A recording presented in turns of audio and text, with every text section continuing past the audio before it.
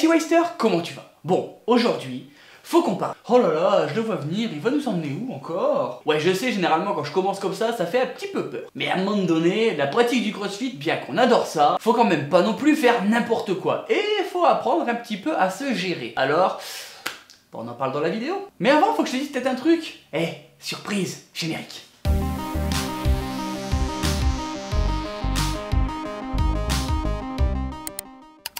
Alors, t'as kiffé? Moi personnellement, je t'avoue que je l'aime plutôt beaucoup. N'hésite pas à le dire en commentaire. A few moments later. Le sport, à la base, je dis bien à la base, c'est censé améliorer ta santé.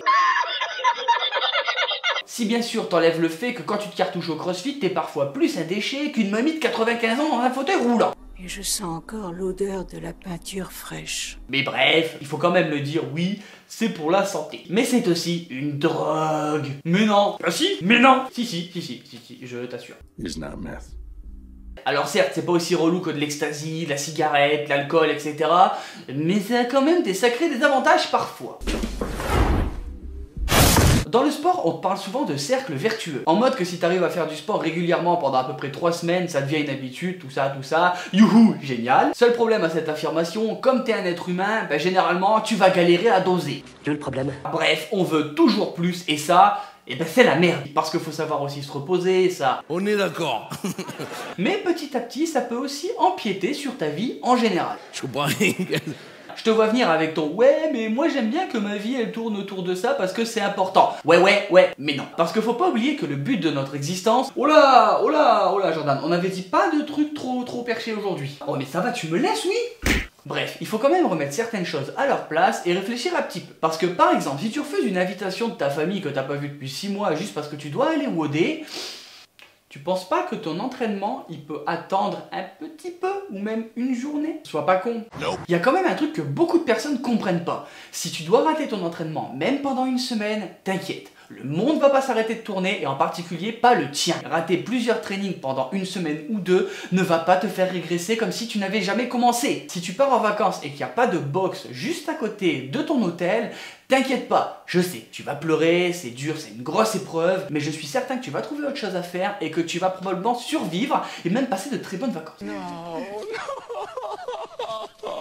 Dans le même délire, si tu vas au resto et que t'as pas envie de prendre de dessert juste parce que c'est pas marqué dans ton plan de repas, alors que ce putain de moelleux au chocolat qui a l'air trop bon fait maison, t'as envie de lui défoncer sa race jusqu'à la dernière bouchée, encore une fois, tes performances ne vont pas se jouer sur un gâteau. Ne t'inquiète pas. Les exemples que je viens de te donner, c'est pour la partie un petit peu sociale, mais il y a aussi une partie professionnelle qui peut intervenir là-dedans. Parce que jusqu'à preuve du contraire, tu n'es pas crossfitter pro. Alors, je suppose que pour vivre, et tu dois aller bosser. Non.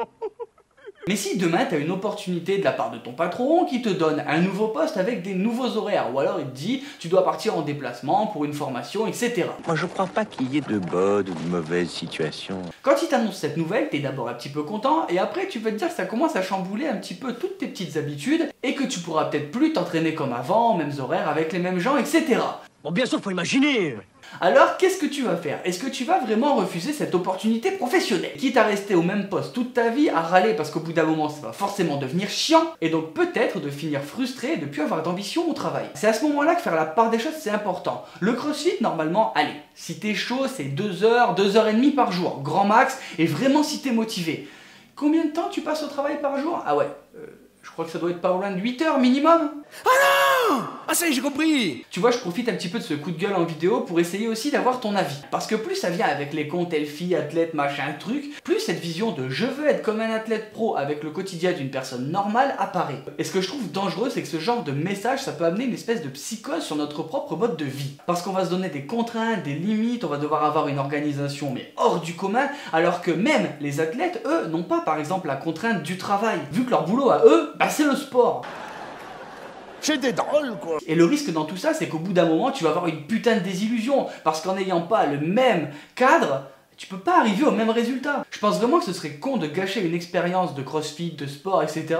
juste parce que nos repères, ils sont pas bien établis. Après, comme d'habitude, c'est ma vision, je te laisse en débattre en commentaire et je serai heureux d'y répondre aussi. Bon voilà, et toi comment t'organises ton quotidien avec les trainings, avec tes vacances, avec le boulot, etc. Tu peux le dire en commentaire, comme ça on pourra en parler. En attendant, la vidéo elle est terminée. Si t'es pas un dalleux, laisse un pouce bleu, abonne-toi. Si tu veux rejoindre la team et voir un petit peu plus de l'envers du décor, n'hésite pas à me rejoindre sur Instagram et Facebook, les liens ils sont en description. Si tu veux porter les couleurs de Waze et soutenir les projets, pareil, il y a le store. Et nous on se retrouve chaque mardi et vendredi pour une prochaine vidéo. Ciao ciao.